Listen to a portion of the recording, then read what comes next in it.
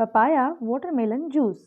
रामपुर नाम के गांव में सोमनाथ और उसकी पत्नी लक्ष्मी एक व्यस्त जगह पर जूस बेचा करते थे। सोमनाथ का भाई रामनाथ बगल के गांव में खेती का काम कर रहा था। सोमनाथ के पास एक बेटा था जिसका नाम कश्यप था। उसको लाड़ प्यार से देखभाल करके पढ़ाई करवा रहे थे। सोमनाथ के जूस सेंटर के पास आकर बहुत लोग जूस पीते थे। कुछ लोग बोलते थे, तुम्हारे पास जो स्वाद है वो दूसरों के पास क्यों नहीं है? ये फल का स्वाद है या तुम्हारे हाथ का चमत्कार है?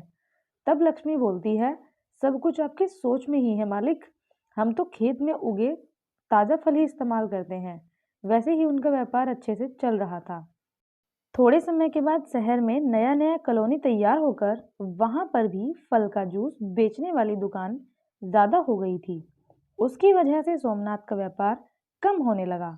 ये बात जानकर लक्ष्मी उसकी दुकान में जूस पीने आया हुआ साइंस टीचर प्रभु से बोली, आपके अलावा हमारी दुकान पर पहले जैसे लोग जूस पीने नहीं आ रहे हैं सर।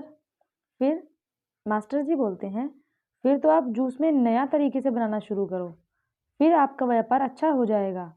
यह सुनकर कश्यप बोला, 2 फ्लेवर्स का जूस बनाइए। कश्यप मास्टर की तरफ मुड़कर बोलता है, सर आपने हमें स्टैम्प क्राफ्टिंग के बारे में बताया था, वैसे ही मेरे पिताजी को पपीता और तरबूज के बारे में बताइए।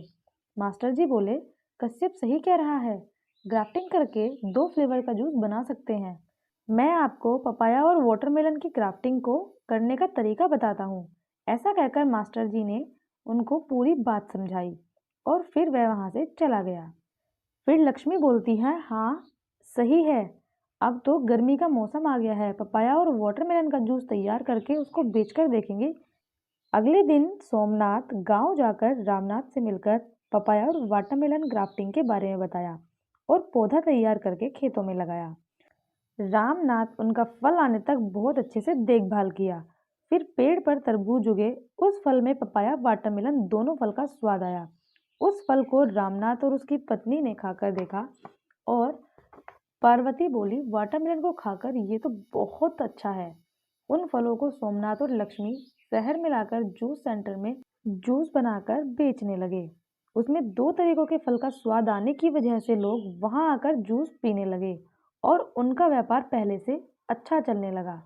अब वो बहुत खुश थे और अच्छे पैसे कमाने लगे और फिर एक अच्छा सा घर बनवाया।